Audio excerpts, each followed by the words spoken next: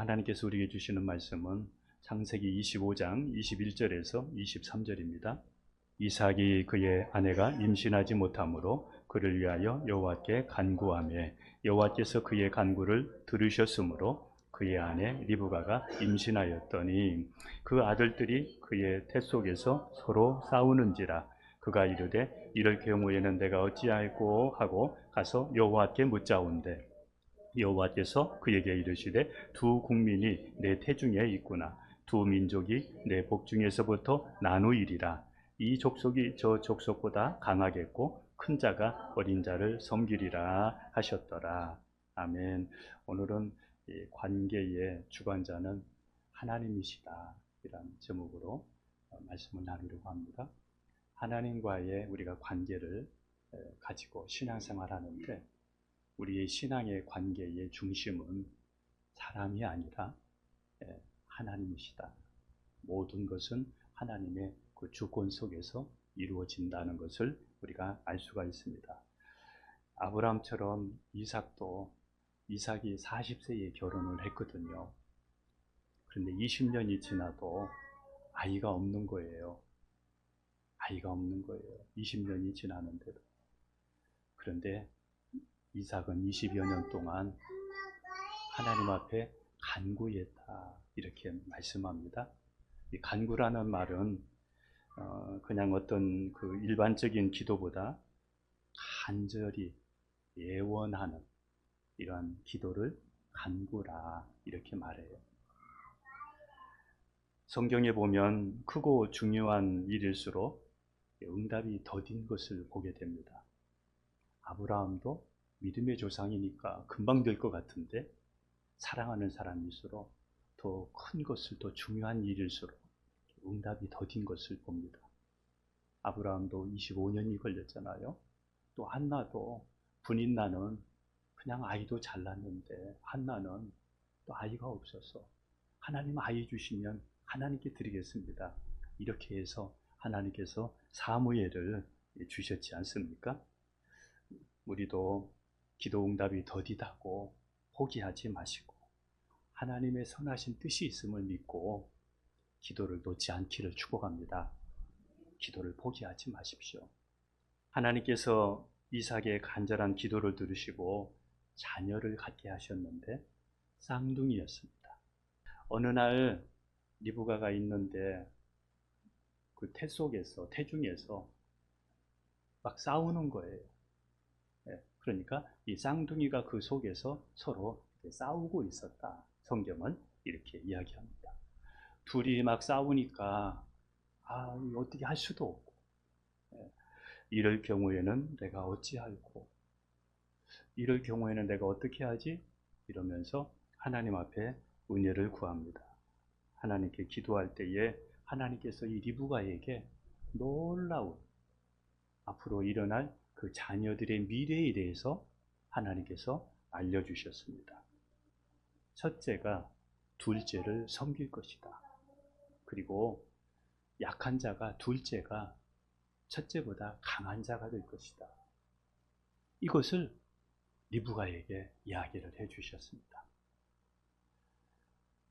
리브가에게 얘기해 준 이 말씀이 리브가의 삶을 만들었고 그리고 힘들고 어려울 때 그가 이 말씀으로 극복해 나가는 것을 우리가 볼 수 있는데 오늘 이 말씀은 야곱에게와 리브가에게 하나님께서 하나님의 약속으로 보장해 주신 그러한 은혜의 징표와 같습니다. 여러분도 어떻게 해야 될지 모를 때 여러분 이렇게 한번 하십시오. 내가 어떻게 해야 되지? 무엇을 어떻게 준비해야 되지? 이렇게 잘 모를 때 첫째, 말씀을 읽으십시오. 그리고 기도하십시오. 말씀 읽고 기도하는 시간을 가지십시오. 하나님께서 말씀과 기도 가운데 여러분에게 반드시 하나님의 소원을 주실 것입니다. 이렇게 했으면 좋겠다, 저렇게 했으면 좋겠다고 하는 하나님의 소원을 여러분에게 주실 것입니다. 이 소원이 우리의 삶을 살아가는데 에너지가 됩니다. 활력이 되고 그리고 우리의 크고 작은 문제들을 극복해 나가는 능력이 됩니다. 이 소망이, 이 소원이 여러분에게 충만하기를 축복합니다. 하나님께서 리브가에게 두 자녀에 대해서 말씀하신 것에 대해 사람들이 오해할 수 있습니다. 하나님은 이렇게 편애하시는 거 아니야? 누구는 이렇게 하고 누구는 저렇게 하고 편애하시는 거 아니야? 우리가 이렇게 생각할 수 있습니다. 어떤 사람은 잘 살고 어떤 사람은 나는 이렇고 이게 뭐야? 이렇게 이제 생각할 수 있는데 여기에 대한 놀라운 그런 비밀이 오늘 이 말씀 속에 있습니다. 한번 로마서 9장 11절을 보도록 하겠습니다. 같이 갑니다. 그 자식들이 아직 나지도 아니하고 무슨 선이나 악을 행하지 아니할 때에 택하심을 따라 되는 하나님의 뜻이 행위로 말미암지 않고 오직 부르시는 이로 말미암아 서게 하려 하사. 여기 보시게 되면 아직 태어나지도 않았는데 어떤 선이나 악을 행한 것도 아닌데 그런데 하나님의 뜻이 사람의 어떤 행위로 되지 않고 오직 부르시는 이로 말미암아 서게 하려 하십니다. 이 말씀은 모든 것은 하나님의 주권 속에서 이루어진다. 이것을 우리에게 지금 말씀해 주고 있는 겁니다. 하나님의 주권 속에 있다. 그러니까 우리가 이런 것에 대해서 왜 이래요? 왜 저래요? 이렇게 왈가불가 우리가 하지 않고 하나님의 주권이니까 받아들여야 된다. 이겁니다. 하나님께서 우리 사람을 부르실 때에는 그 사람의 노력이나 행위를 보고 어떤 선한 것이 있어서 그를 부르신 것이 아니었다는 것입니다. 우리가 남자로 여자로 우리가 태어나고 싶어서 태어난 것도 아니지 않습니까? 이와 같이 이 모든 것이 하나님의 주권 속에서 이루어지는 것이다. 이것을 우리가 알아야 됩니다. 그래서 우리는 하나님의 선하신 주권에 순종하는 마음으로 그것을 받아들여야 된다. 이겁니다. 한번 따라서 합시다. 받아들이자. 부정적으로 받아들이는 것이 아니라 긍정적으로 받아들이자. 대한민국에 태어난 거 하나님의 뜻이 있다. 남자와 여자로 태어난 거 내 힘으로 한 것이 아니라 하나님의 뜻이 있다. 그냥 받아들이자. 긍정적으로 받아들이자. 그래서 우리가 이 리브가의 두 아들을 보면서도 하나님의 선한 뜻이 있어. 무슨 계획이 있어. 그분이 주권이시니 주권이 그분께 있으니까 이러면서 우리가 선한 마음으로 받아들여야 된다. 이겁니다. 해산할 때가 되었습니다. 먼저 나온 아이가 이 피부를 보니까 피부에 털이 많아요. 그리고 이 피부가 불구스름해요. 그래서 붓다라는 뜻의 예서라고 이름을 붙여줍니다. 그리고 그 다음에 예서의 발 뒤꿈치를 잡고 나온 둘째가 나왔는데 발 뒤꿈치를 잡았다 이렇게 해서 그의 이름을 야곱이라 이렇게 했습니다. 야곱이란 발 뒤꿈치를 잡은 자라는 뜻이에요. 또 야곱이란 두 가지 의미가 있는데 속이는 자라는 뜻이 있습니다. 그래서 두 아들을 낳았는데 한 아들은 외모를 보고 이름을 지었고 두 번째 아들은 그 사람의 내면의 근성을 보고 이름을 지었어요. 그래서 여기에서 에서와 야곱이 태어났습니다. 하나님은 왜 야곱을 택하셨을까? 여기에도 놀라운 비밀이 있습니다. 복음의 비밀이 여기에 있습니다. 야곱은 참 부족한 사람입니다. 부족한 것이 너무 많아요.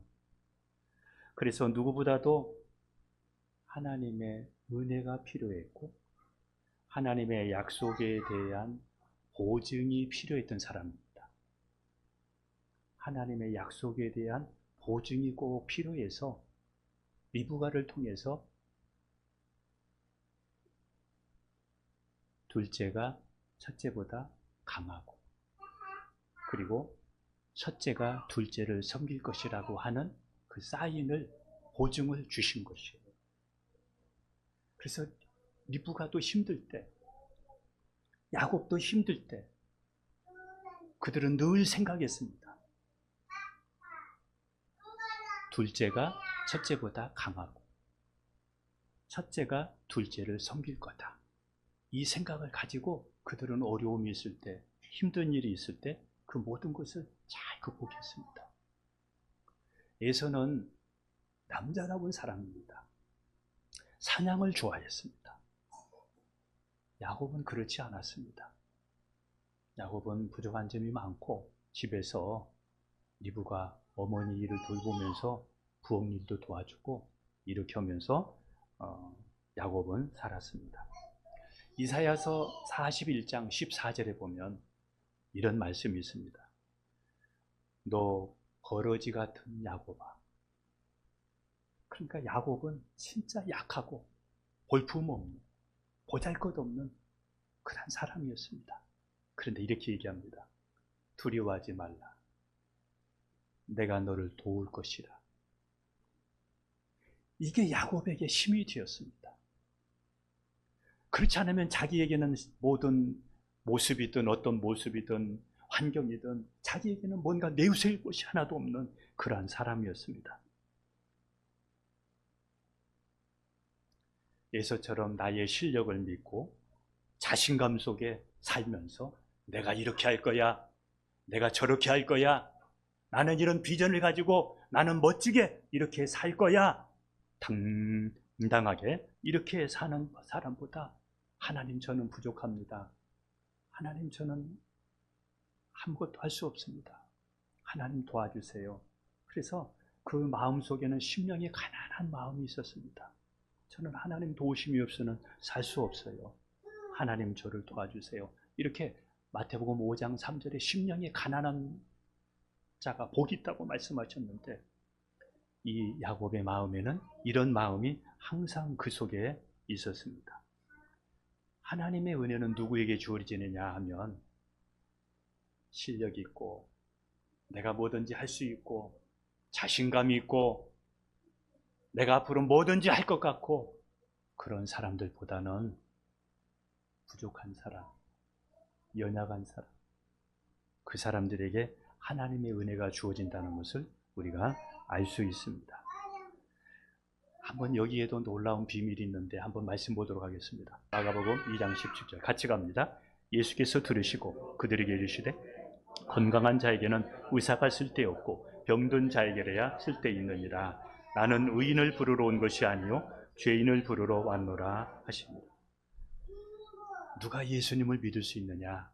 건강하고 부족한 것이 없고 이런 사람이 아니라 자기가 죄인임을 인정하고 죽을 수밖에 없는 죄인임을 인정하고 저에게는 하나님의 은혜가 필요합니다라고 인정하는 그 사람을 우리 주님이 부르시려고 오셨다는 거예요. 그러니까 누가 예수님을 나의 주로 믿을 수 있느냐?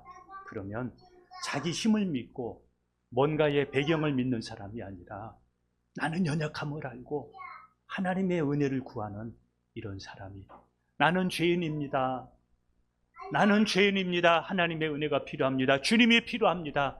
이렇게 고백하는 사람이 예수님을 나의 주로 믿을 수 있고 그리고 주님과 동행하는 삶을 살 수가 있습니다. 살아가면서 야곱이나 리브가에게는 이 보증이 필요했습니다. 이 보증이 없으면 살 수 있는 그러한 힘이 없었기 때문에 너무나 부족했기 때문에 살아갈 때 힘들 때마다 이게 필요했던 것입니다. 그때마다 이 족속이 저 족속보다 강하고 큰 자가 작은 자를 섬기리라는 이 말씀이 그들에게 희망이 되었던 것입니다. 이 보증은 지금도 우리에게 있습니다. 이 보증을 하나님께서 우리에게 주셨습니다. 하나님이 우리를 사랑하셔서 우리가 멸망하지 않고 영생을 얻도록 하시기 위해서 예수님을 보내주셨는데 예수님을 보내주신 그 예수님 자체가 하나님이 우리를 사랑하신다는 보증입니다. 보증입니다. 그리고 성령 하나님께서 성령 하나님을 보내주셔서 성령 하나님이 우리와 지금 함께 계시면서 우리를 인도해 주시고 우리를 진리 가운데로 인도해 주시고 우리를 깨닫게 하시고 우리를 하나님의 자녀라고 인쳐서 하나님의 자녀의 삶을 살게 하시는 것, 이것도 역시 보증이지요. 그리고 무엇보다도 또 하나 중요한 것은 하나님의 말씀이 보증서입니다. 여러분, 하나님의 말씀을 붙잡고 너 버러지 같은 야곱아, 내가 너를 도우리라, 두려워하지 말라, 야곱에게 얼마나 힘이 되었겠습니까? 하나님이 도우신다는데 얼마나 큰 위로가 되었겠습니까? 여러분도 힘들 때 하나님의 말씀은 곧 하나님이야, 내게 주신 말씀이야, 그러면서 그 말씀 붙잡고, 여러분, 그 말씀이 내게 주신 보증이다, 내게 주신 보증서다, 이란 마음으로 말씀 붙잡고 승리하기를 축복합니다. 돈이 부족하다고, 뭐가 없다고 여러분 누구 탓하지 마시고 원망도 하지 마십시오. 내가 건강하면 내 힘으로 살려고 하지만 건강이 약하면 더 하나님을 의지하듯이 나의 부족하고 지금 없는 것이 하나님을 더 가까이 할 수 있는, 그리고 하나님의 더 큰 은혜를 입을 수 있는 그러한 축복입니다. 바울에게도 육체에 가시가 있었습니다. 그렇게 믿음 좋은 바울에게도 가시가 있었습니다. 어떤 사람은 간질이라고 그러는 사람이 있고 안질이라고 하는 사람이 있고, 여러분 한번 생각해 보십시오. 복음 전하다가 쓰러져서 그리고 눈에만 눈물이 나고 안 좋잖아요. 그래서 하나님 앞에 기도했을 때 하나님께서 이렇게 얘기하십니다. 한번 볼까요? 고린도후서 12장 7절입니다. 같이 갑니다. 여러 계시를 받은 것이 지극히 크므로 너무 자만하지 않게 하려고 내 육체에 가시고 사탄의 사자를 주셨으니 이는 나를 쳐서 너무 자만하지 않게 하려 하십니다. 그러면서 이제 9절 10절에서는 그리스도의 능력이 너 안에 더 많이 머물게 하기 위해서 내가 이 가시를 주었어. 그러니까 바울 사도가 하나님의 이 말씀을 듣고는 이렇게 얘기합니다. 자기의 약함을 자랑합니다. 감사합니다. 하나님 앞에 감사했습니다. 그리고 우리의 환난도 때로는 은혜가 되기도 합니다. 주님 안에 살면서 만나는 크고 작은 환난, 자신을 의지하기보다는 하나님을 더 의지하게 하는 사인입니다. 한번 말씀 볼까요? 고린도후서 1장 8절 9절입니다. 같이 갑니다. 형제들아, 우리가 아시아에서 당한 환난을 너희가 모르기를 원하지 아니하노니 심히 겹도록 심한 고난을 당하여 살 소망이 끊어지고 우리는 우리 자신이 사형 선고를 받은 줄 알았으니 이는 우리로 자기를 의지하지 말고 오직 죽은 자를 다시 살리시는 하나님만 의지하게 하려 하심이라.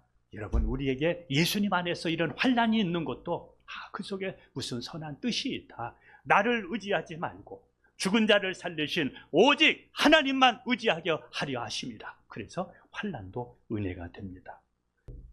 에서의 발꿈치를 잡고 나온 이 야곱은 늘 야곱의 마음속에는 장자가 되고 싶은 마음이 있었습니다.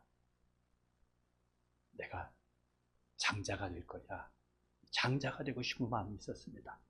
그런데 보니까 예서가 사냥을 하고 돌아오면 배고파하고, 그리고 예서가 팥죽을 좋아하는 것을 야곱이 알았어요. 예서가 사냥을 해서 돌아올 즈음에 야곱이 팥죽을 끓였습니다. 예서가 돌아왔습니다. 야, 팥죽 한 그릇 줘. 그러면서 야곱에게 팥죽을 요구했습니다. 그때의 야곱이 형 예서에게 이런 얘기합니다. 형, 내가 팥죽 줄게. 형에 있는 장자 명분 나에게 줘. 그럼 형 그렇게 해. 그러면 줄게. 이렇게 하니까 그래? 뭐 네가 뭐 형이라고 해도 네가 진짜 형이 되는 것도 아니고, 그러니까 그냥 가볍게 내가 지금 죽게 생겼는데 이 장자의 명분이 내게 무슨 뭐 큰 유익이 되겠느냐, 그렇게 하면서 알았어, 네가 형해. 야곱이 장자권을 가졌습니다. 그리고는 얼마 후에 야곱이 자기 형의 옷을 입고 자기 아버지에게 들어가서 제가 에서입니다. 저에게 축복해 주세요. 그래가지고 에서가 받아야 될 축복을 이 야곱이 다 받아 챙겼습니다. 나중에 에서가 이것을 알고 야곱을 죽이려고 마음을 먹습니다. 그때에 야곱의 어머니 리브가가 이 야곱을 밧단 아람에 사는 외삼촌 집으로 보냅니다. 거기서 피신하게 잠깐 있다가 오게 하려고 보냈는데 야곱이 거기에서 20년을 삽니다. 그리고 거기에서 가정을 꾸리면서 아들 12를 낳습니다. 장자는 우리나라에서도 한 가문을 대표하듯이 이스라엘 나라에서도 이 장자는 대단히 중요한 의미가 있습니다.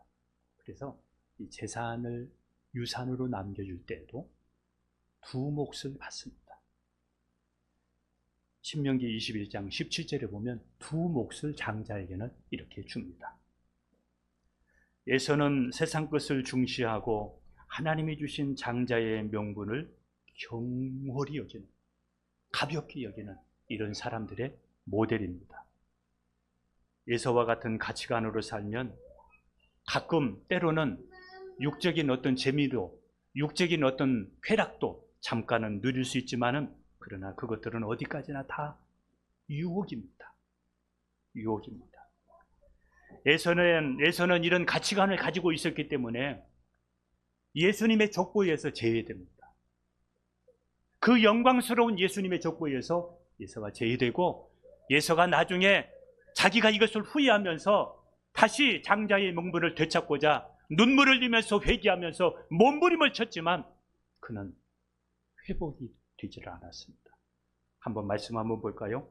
히브리서 12장 16절 17절입니다. 음행하는 자와 혹 한 그릇 음식을 위하여 장자의 명분을 판 예수와 같이 망령된 자가 없도록 살피라. 너희가 아는 바와 같이 그가 그 후에 축복을 이어받으려고 눈물을 흘리며 구하되 버림바가 되어 회개할 기회를 얻지 못하였느니라. 여러분, 그리스도인하는 것도 명분입니다. 하나님이 주신 명분입니다. 하나님의 백성이라는, 오늘 우리가 하나님의 자녀라는 것도 하나님이 주신 명분입니다. 이것을 우리가 소중하게 여기고 세상의 가치에, 세상 것과 바꾸지 않는, 마음과 생각을 세상에 빼앗기지 않는 우리가 되어야 될 줄로 믿습니다. 야곱이 에서에게 나에게 형이라고 해, 그러면 줄게, 팥죽 줄게.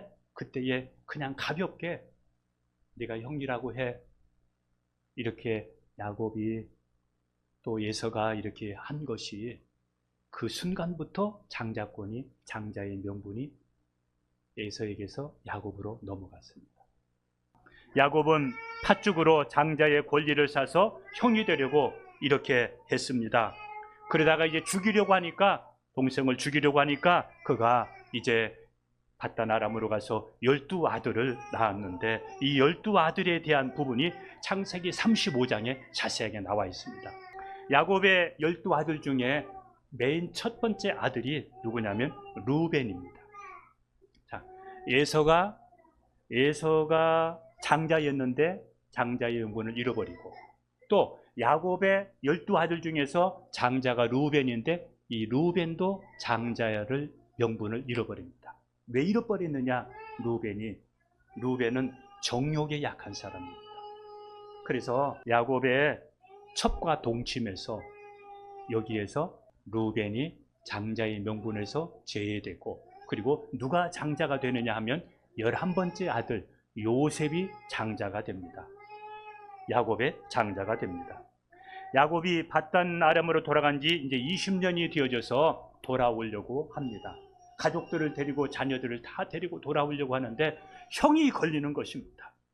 그래서 야복강 가에서 천사와 씨름하면서 자기의 문제를 해결해 달라고 하나님 앞에 기도하면서 그가 몸부림을 치는 가운데 그가 야곱에서 이스라엘로 이름이 바뀌게 됩니다. 그리고는 그 이름이 구약에서 히브리인으로 사용되고 선민으로 사용되다가 이제 그들이 출애굽해서 가나안 땅에 들어가서 7 부족을 정복하고 나가서, 그리고 그 땅의 국호를 이스라엘이라 이렇게 하게 됩니다.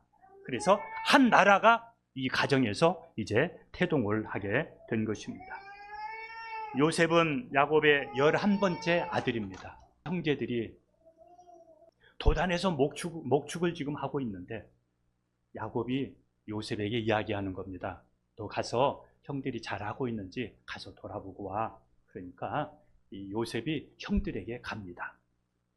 형들에게 가는데 형들이 요셉을 싫어합니다. 왜냐하면 아버지가 요셉만 사랑하니까. 그래서 그거를 시기해서 요셉을 은 20에 미디안 상인에게 팝니다. 그리고 미디안 상인은 애굽의 보디발의 그런 가정에 팝니다. 그리고 이 요셉은 보디발의 가정에서 가정 일을 돌보면서 그리고 신뢰받으면서 가정의 총무로 일을 하는데 보디발의 아내가 유혹하고 그리고 보디발의 아내의 누명을 써서 감옥에 갇히게 됩니다. 요셉이 감옥에 갇혔을 때 또 간수장에게 은혜를 입어서 신뢰를 받아서 거기에 있는 많은 사람들을 자기한테 맡겼습니다. 요셉이 감옥에 있을 때 바로 궁에 두 사람이 들어오게 됩니다. 한 사람은 술 맡은 관원입니다. 한 사람은 떡 굽는 관원입니다. 이 두 사람이 들어오는데 이 두 사람이 어느 날 꿈을 꿉니다. 그런데 그 요셉이 그 꿈을 해석해 줍니다. 요셉의 꿈의 해석대로 술 맡은 관원은 복직이 되고 떡 맡은 관원은 사형을 당하게 됩니다. 이것을 보고 요셉이 이야기를 해줍니다. 당신들이 궁에 돌아가거든 나를 기억해 다오. 그래서 바로 왕에게 이야기해서 나를 좀 이 감옥에서 건져다오. 나는 죄가 없다. 이렇게 이야기를 합니다. 그리고 2년이 지났습니다. 바로 왕이 꿈을 꾸는데 나일강가에서 꿈을 꾸는데 살찐 소 7마리가 있는데 나중에 험악한 소 7마리가 이렇게 올라오더니 그 살찐 소 7마리를 잡아먹는 거예요. 조금 있다가 두 번째 꿈을 꾸는데 탐스러운 7 이삭이 있는데 가느다란 그런 이삭 7이 그 탐스러운 그런 7 이삭을 삼키는 거예요. 이 꿈이 예상치 않은 꿈인 줄 알고 모든 그 점술가와 현인들을 불러서 꿈을 해석하도록 합니다. 꿈을 해석하는 사람이 없어서 야단을 쳤습니다. 그들을 감옥에 가두려고 합니다. 그때에 술 맡은 관원 그 사람이 그 감옥에서 자기 꿈을 해석해 준 이 요셉을 생각을 한 겁니다. 그리고 그 요셉을 바로에게 소개해 줍니다.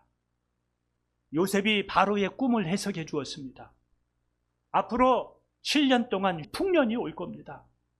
그리고 7년 동안 흉년이 또 올 겁니다. 풍년이 왔을 때 창고를 만들고 곡식을 잘 관리하지 못하면 7년 흉년 때 나라가 망할 것입니다. 그러면서 앞으로의 후속 대책을 위해서 바로가 요셉을 그 나라의 총리로 세워줍니다. 그래서 요셉은 그 나라의 총리가 되었습니다. 애굽뿐만 아니라 각 나라에 기근이 왔습니다. 식량이 다 떨어졌습니다. 야곱이 살고 있는 가나안 땅에도 기근이 왔습니다. 그래서 야곱이 10아들을 애굽으로 보냅니다. 식량을 사오도록 그곳에 보냅니다. 그래서 그곳에 가서 식량을 사기 위해서 그 나라에 들어갔는데 자기들이 팔아먹었던 요셉을 만나게 됩니다. 국무총리가 되어 있는 그 요셉을 거기에서 만나게 됩니다. 요셉이 이렇게 얘기합니다. 나를 여기까지 이렇게 인도하신 것은 하나님이 나를 여기까지 인도하셨다고, 그러면서 우리를 살리기 위해서 하나님이 인도하셨다고 하면서 아버지와 자기 가족들 모두를 애굽으로 오게 해서 거기에서 이주해서 살게 하는데 그때 들어간 인구가 70명입니다. 이 70명이 400년이 지나면서 장정만 60만이 되고 그리고 전체의 수백만이 되는 이런 사람으로 이제 성장하게 되죠. 나라가 되어지게 되죠. 그런데 이러한 모든 일들이 어떻게 이루어졌느냐 하면 창세기 15장 13절에서 16절 아브라함에게 약속했던 내용입니다. 너희 자손이 앞으로 이방의 나라에 가서 400년 동안 그들을 섬길 거야. 그리고 내가 그 나라를 멸하고 너희들은 부자가 되어서 나올 거야. 그 말씀이 지금 이루어지고 그 여정을 위해서 지금 애굽으로 출발을 하게 된 것입니다. 아까 제가 말씀드렸듯이 요셉도 형들에게 당신들이 나를 이곳에 팔았다고, 나를 팔았다고 걱정하거나 한탄하지 마소서, 하나님이 미리 알고 나를 보내셨습니다. 이렇게 말했습니다. 모든 주권은 하나님께 있습니다. 저는 이 말씀을 보면서 몇 가지 제가 정리를 한번 해봤습니다. 아브라함과 이삭과 야곱, 이 가정은 행복했을까? 그러나 우리는 오늘 우리가 기억해야 됩니다.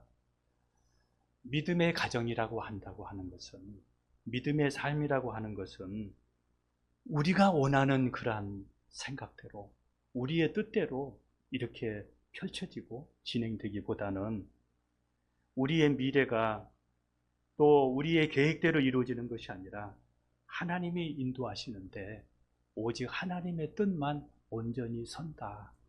이것을 우리가 알 수 있습니다. 제가 잠언서 19장 21절 말씀을 소개하고 마치려고 합니다. 사람의 마음에는 많은 계획이 있어도 오직 여호와의 뜻만이 완전히 서리라. 하나님의 주권만. 여러분의 삶에 좌충우들이 있어도 하나님의 말씀을 따라가면 예수님을 통해서 말씀하셨듯이 인자가 온 것, 예수님이 오신 것은, 내가 온 것은 생명을 얻게 하고 또 더 풍성하게 하기 위함이라고 말씀하신 이 말씀은 하나님께서 예수님을 통해서 우리에게 주신 보증입니다. 보증입니다. 그래서 우리가 하나님의 말씀대로 살아가는 것이, 이것이 우리의 삶이고 이것이 우리의 신앙이라는 것을 우리가 볼 수 있습니다. 여러분의 삶의 현장에서도 말씀대로 살고 또 말씀이 이루어지는 이것을 여러분 중요하게 여기고 이러한 삶을 가치로 여기기를 주님의 이름으로 축복합니다. 기도하겠습니다.